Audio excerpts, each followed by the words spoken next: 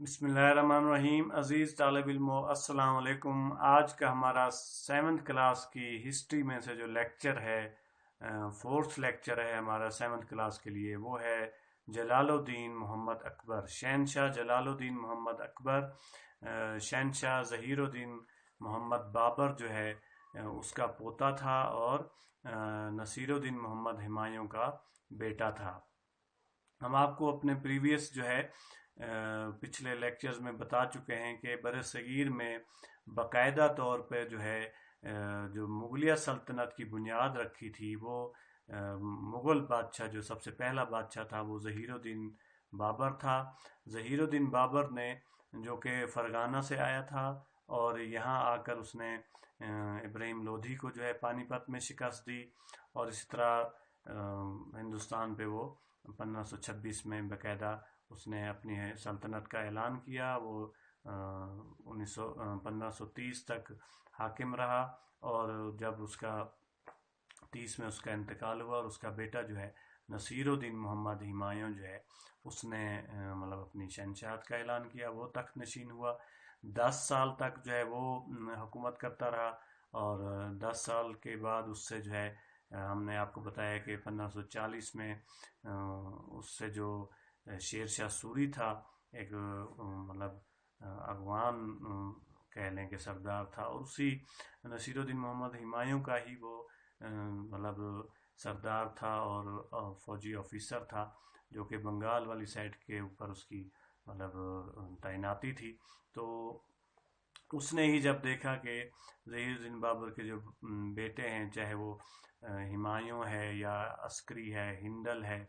कामरान है, उनके दरमियान कोई मतलब इत्फाक नहीं है, इत्तेहाद नहीं है, तो इस चीज़ को उसने भांपा, और उसने जो है इसके साथ जंग की, और चुनार और बलगराम के मकाम पे जो है इन हुमायूं और शेर शाह सूरी के दरमियान बड़ी सख्त किस्म की लड़ाई हुई, और उसमें हुमायूं को जो है शेर शाह सूरी के मुकाबले में जो है शिकस्त हुई, और हुमायूं वहाँ से मतलब कश्मीर जाना चाहता था, फिर लाहौर, लाहौर से जो है सिंध, सिंध में वो उमरकोट में रहा, वहाँ उसने मतलब शादी की, वहाँ उसका बेटा ये अकबर पैदा हुआ, और उसके बाद जो है वहाँ से वो अफ़गानिस्तान चला गया। अफ़गानिस्तान से जो है शाह ईरान के पास गया, वहाँ मशहद में उसने इमाम रज़ा के रोज़े पे हाज़िरी दी। उसके बाद जो है तबरेज़, उस वक्त का ईरान का मरकज़ी शहर था, दारुल खिलाफा था, वहाँ वो शाह ईरान की खिदमत में हाज़िर हुआ। वहाँ पे उसने, शाह ईरान ने उसकी बड़ी तवाज़ो की, मेहमान नवाजी की, और उसके दरख्वास्त करने पे उसे 13,000 घोड़सवार दिए, और उनको लेके वो दोबारा जो है 45 में उसने कंधार को फ़तह किया, 47 में काबुल को फ़तह किया, फिर 54 में फिर उसने आके दोबारा पिशावर को, फिर 55 में लाहौर को, फिर सरहंद से होता हुआ ये नसीरुद्दीन मोहम्मद हुमायूं जो है इसने दोबारा जो है 1554 में आके उसके ऊपर तख्त के ऊपर जो है दिल्ली के तख्त के ऊपर इसके बेटे को, शेर शाह सूरी के जो है आदिल शाह और उसके जो दीगर भाई थे उनको शिकस्त दे के दोबारा दूसरी मरतबा उसने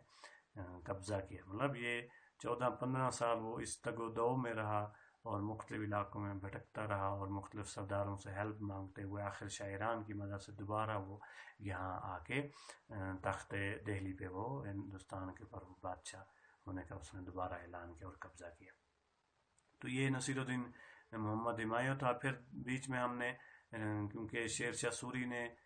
हुमायूं 1530 में बादशाह बना, और 1530 से ये 40 में इसको शेर शाह से शिकस्त हुई, सूरी से, शेर शाह सूरी से। और फिर शेर शाह सूरी के बाद जो है उसने, शेर शाह सूरी जो है वो 5 साल तक, 1545 तक बादशाह रहा। उसने अपने नाम के जो है सिक्के और मतलब करेंसी शुरू कर दी, और अपने नाम का जो जुम्मे का खुतबा होता था वो भी उसके नाम का शुरू हुआ, और इसी तरह सिलसिला ये चलता रहा। 5 सालों में शेर शाह सूरी के ऊपर भी हमने आपको तीसरा लेक्चर में काफ़ी अहम उसके जो पॉइंट्स थे, नुकात थे, और उसकी जो खिदमात थी, या उसने जो इंतज़ामी हवाले से इकदाम उठाए, काम किए, वो हमने आपको बताए। उनमें मतलब शेर शाह सूरी जो था उसकी एक तो ये کابل اور کلکتہ تک جو ہے، یا پشاور سے کلکتہ تک جو گرینڈ ٹرنک روڈ ہے، جی ٹی روڈ ہے، یہ اس نے بنائی۔ روہتاس کا قلعہ جہلم کے اوپر، دریا جہلم کے اوپر کے قریب جو ہے اس نے بنایا۔ اور اسی طرح اس نے اسی روڈ کے اوپر بہت سارے مطلب ڈاک خانے بنائے، گھوڑ سوار ہماتن تیار رہتے تھے جو کہ پیغام لے کے آگے بڑھتے تھے، سرائے بنائے جو کہ مطلب سرائے کے اوپر لوگ آ کے ہندوؤں کے لیے الگ، مسلمانوں کے لیے الگ جو ہے وہ رات وہاں گزارتے تھے۔ ان سڑکوں کے ارد گرد جو کہ بنگال سے دہلی، اور دہلی سے لاہور، لاہور سے ملتان، ملتان سے پشاور، یہ سارے مطلب اس نے روڈز بنائی۔ تو اس پہ اس نے سایہ دار اور پھلدار درخت لگوائے۔ ارد گرد ان روڈوں کے جو ہے اپنی ہی قوم کے مسلم آبادی اور پٹھانوں کو اس نے جو ہے آباد کیا، مطلب خانوں کو، تاکہ جو تجارتی قافلے گزریں یا حکومتی رسد کا یا فوج کی جو ہے وہ لشکر کا آنا جانا ہو، تو ان پہ کوئی راستے میں کسی قسم کی سازش یا اٹیک نہ ہو سکے۔ دفاعی حوالے سے اس نے اپنے لوگوں کو ارد گرد ان روڈز کے بچھایا۔ ان سرائے اور ہوٹلوں کے جو لوگ آ کے ٹھہرتے تھے اس میں جاسوسی کا بھی ایک اس نے کام وضع کیا۔ ٹوڈر مل کے ذریعے اس نے حوصلہ افزائی کی اور زمینوں کے تقسیم اور زمینوں کی جو ہے کتے بانٹنا، ان کی جو ہے کون سا کس کے اس میں وراثت میں آئے گا، یہ سارا اس نے باقاعدہ پورے ہندوستان میں نشانات لگائے۔ اور اسی طرح ساتھ میں شروع میں تو وہ علمی حوالے سے زیادہ وہ نہیں رکھتا تھا، لیکن ذوق اور بعد میں اس نے اپنے آپ کو ہسٹری اور دیگر پرچن ہو گئی اور عربک کے حوالے سے کوشش کی کہ اس کی علمی حوالے سے بھی اس نے خود کو بھی اور دیگر جو اس طرح کے اہل لوگ تھے ان کی اس نے سرپرستی کی۔ یہ مطلب شیر شاہ سوری کا سلسلہ آگے بڑھا۔ پھر اکبر کا باقاعدہ جو ہے دور شروع ہوا، جب ہمایوں جو ہے، ہمایوں باقاعدہ 56 میں اس کی حکومت کا خاتمہ ہوا۔ 56-57 سے 1500 مطلب 56 سے لے کے 1605 تک جو ہے ہمایوں کا بیٹا اکبر جو ہے اس نے پانی پت کی دوسری لڑائی کے بعد جو ہے اپنے شہنشاہت کا اعلان کیا۔ کم و بیش مطلب 50 سال وہ اس بر صغیر کا شہنشاہ رہا، جلال الدین محمد اکبر، اور اس 13 سال کی ایج میں، عمر میں اس نے جو ہے باقاعدہ مطلب وہ تخت پہ نشین ہوا، تخت پہ بیٹھا اور شہنشاہ ہونے کا اس کو اعزاز حاصل ہوا۔ اور اسی طرح اس نے جو ہے پھر اس کی کیونکہ ایج کم تھی تو بیرم خان جو ان کا وزیر تھا، اس کا بڑا زیادہ اثر و رسوخ تھا۔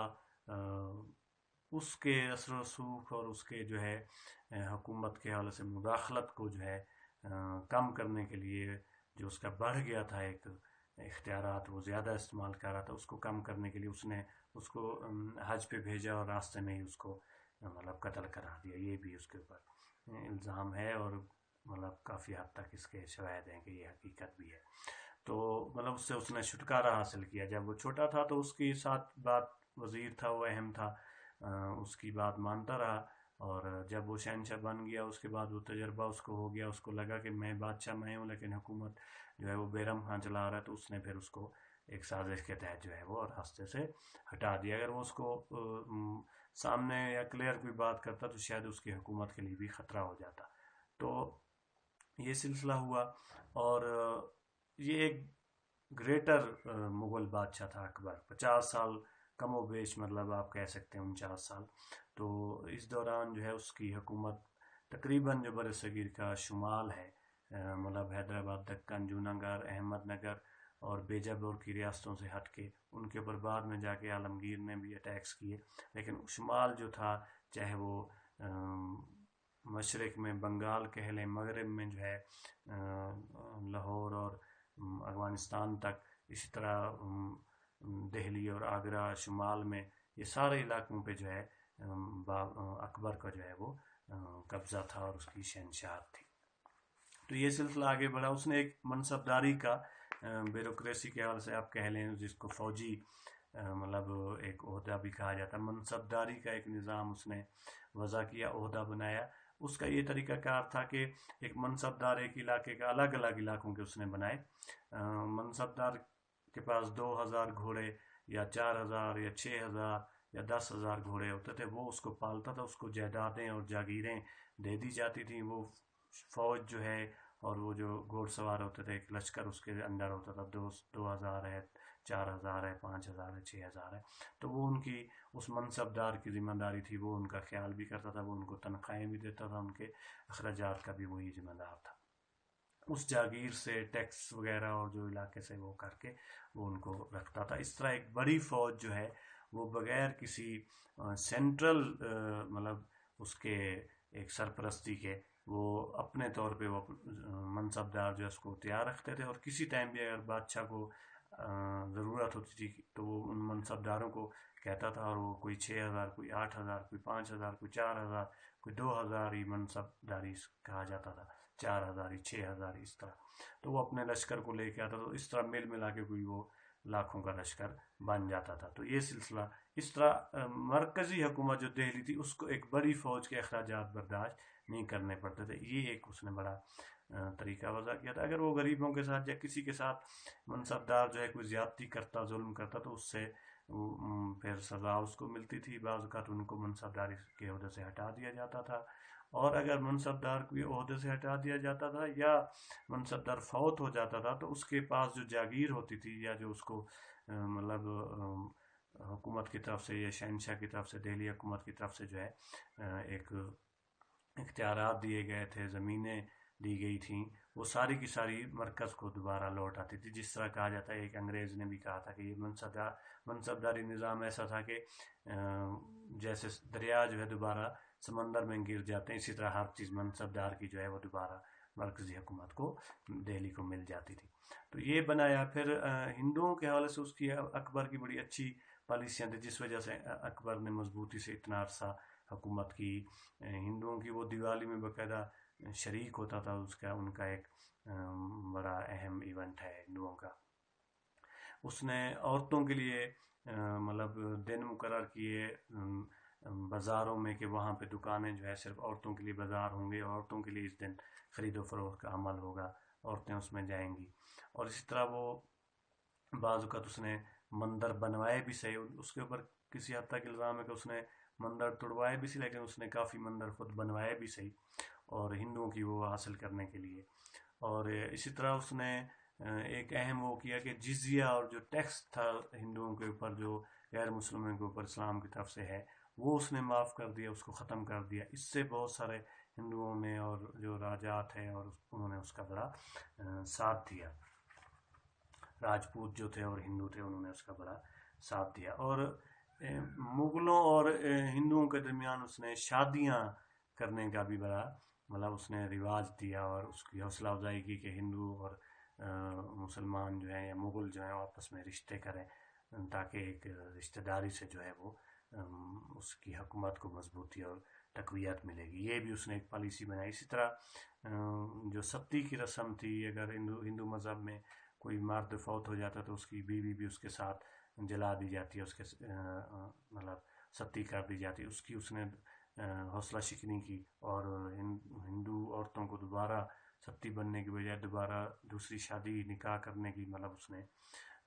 وہ ترویج دی اور حوصلہ افزائی کی. یہ اہم وہ تھے. جزیہ معاف کرنا، ٹیکس معاف کرنا ہندوؤں کو، اس سے بھی ہندو کافی جو ہے وہ اکبر کے ساتھ معاون ثابت ہوئے، مددگار ثابت ہوئے. اس سے اکبر کی تقویت ملی، مطلب شہنشاہیت کو اور حکومت کو. اور اس نے بہت سارے اپنی فوج میں آفیسرز بھی اور فوجی بھی جو ہے وہ ہندو رکھے ہوئے تھے. اس نے ایک پھر مذہب بھی نکالا، مطلب اس کو کہا جاتا ہے کہ بھی پھر فتح پور سکری جو ہے، سیکری کہا جاتا ہے، فتح پور سیکری، اس نے باقاعدہ اس کو 1571 میں جو ہے آگرہ سے منتقل کیا دارالحکومت کو جو ہے فتح پور سیکری میں. پھر اس نے اس کو بعد میں جو ہے دوبارہ ختم کر دیا، اور وہ بیک آگرہ آیا 1599 میں، 1599 میں دوبارہ وہ آگرہ کو ہی اس نے آ کے دوبارہ وہ بنایا، کیونکہ آگرہ کی وجہ سے وہ پھر نیچے جنوب والے علاقوں کو یا مغرب والے علاقوں کو وہ صحیح کنٹرول کر سکتا تھا، اس لیے وہ دوبارہ وہاں سے واپس جو ہے وہ آگرہ اور دہلی کی طرف آیا. پھر اس نے ایک دین الہی کہا جاتا ہے بھی اکبر نے بنایا. دین الہی میں بھی ہندوؤں کی اچھی چیزیں اس کو جو لگیں، اسلام سے جو اس کو پسند آئیں اور سکھوں سے پسند نہیں، اس نے ایک دین الہی بنا دیا، اس کو جو ہے باقاعدہ کہا جاتا ہے کہ توحید الہی بھی کہا جاتا ہے، دین الہی بھی اس نے ایک اناؤنس کیا۔ اس پہ بہت سارے علماء نے اعتراض بھی کیا، لیکن اکثر جو درباری علماء تھے انہوں نے اس کے ساتھ حامی بھری، اور دین کے فیصلہ جو اکبر کرتا تھا وہ مطلب حتمی ہوتا تھا، ایون اگر وہ قرآن سے بھی ٹکرا رہی ہوتی تھی بات تو اس میں اسی اکبر کی بات چلتی تھی۔ اس پہ بہت سارے علماء نے اعتراضات بھی اٹھائے تھے۔ یہ مطلب اس کا سلسلہ چلا۔ اس کے ایک وزیر تھے ابو الفضل، اس کو کہا جاتا ہے 1574 میں، اس کو وزیر اعظم بھی کہا جاتا ہے، اور اس کا وہ فیصلے بھی بڑے کرتا تھا، اس کا بھی بڑا اثر و رسوخ تھا، اس نے بھی اس کو مطلب ایک عدل کا نظام دیا، اس سے اس کی حکومت کی کافی مطلب مضبوطی ہوئی۔ اور ریونیو پالیسی بھی تھی وہ اس وقت جو ہے، اس وقت کے ٹائم بڑا اہم وہ تھا کہ 1500-1600 کے اس میں صدی میں جو ہے باقاعدہ زمینوں کے حوالے سے جو ٹیکس لیا جاتا تھا، یا وہ بھی مناسب ایک مقدار میں، اس سے لوگ بڑے مطلب اس کے ساتھ کوآپریٹ کرتے تھے، اور حکومت کافی مضبوط تھی، ہندو راجپوت مسلمان سب جو ہے اس سے خوش تھے۔ اس کے مطلب اکبر نے کوشش کی کہ تمام وہاں کے ہندوستان کے اقوام میں جو بھی مذاہب کے لوگ تھے سب کو مذہب سے ہٹ کے وہ ٹریٹ کرتا تھا، اور ان کے مطلب اس سلوک کی وجہ سے اس کی حکومت کو جو ہے وہ مضبوطی ملتی تھی۔ پھر اس نے بہت سارے وہ کیے، ایک لائبریری اس نے بڑی بنائی ہوئی تھی، ادب کے حوالے سے کلچر کے حوالے سے بھی تھوڑی سی اس کی میں کنٹریبیوشن جو تھی وہ آپ کو بتاؤں کہ اس نے ایک باقاعدہ بڑی لائبریری وہ کی جس میں ہندی، فارسی، یونانی، ٹھیک ہے، عربی، انگلش میں اس نے بہت ساری کتابوں کا سٹاک رکھا ہوا تھا، اور شاہ نامہ اور بھگوتا پرانا، بائبل جیسی کتابیں وہاں پہ تھی، اور اسی طرح بہت ساری اس نے ایک 1400 پینٹنگز پہ جو تصاویر پہ مبنی ایک اس نے بڑی اچھی ایک اس کو حمزہ نامہ کہا جاتا ہے، وہ ایک اس نے رکھی، ماسٹر پیس تھا وہ، اس میں ساری یہ تصاویر تھیں۔ اور اسی طرح باقاعدہ طور پہ اکبر جو ہے ایک فیوریٹ مغل گریٹر جو ہے بادشاہ ثابت ہوا، اور اس کے بعد جو ہے اس کا بیٹا جو ہے جہانگیر جو ہے، نور الدین محمد جہانگیر، اس نے بادشاہت سنبھالی، اور وہ تقریباً 1605 کو اکبر کی بادشاہت ختم ہوئی، اور 1628 تک جو ہے تقریباً 23 سال جو ہے نور الدین محمد جہانگیر جو ہے وہ ہندوستان کا برصغیر کا بادشاہ ٹھہرا۔ اور یہ جو اہم اس کے ڈیٹس ہیں، اہم جو اس سے پہلے چاہے وہ ظہیر الدین بابر ہے، نصیر الدین محمد ہمایوں ہے، شیر شاہ سوری ہے، اور جلال الدین محمد اکبر ہے، اور آخری اس پہ جا کے نور الدین محمد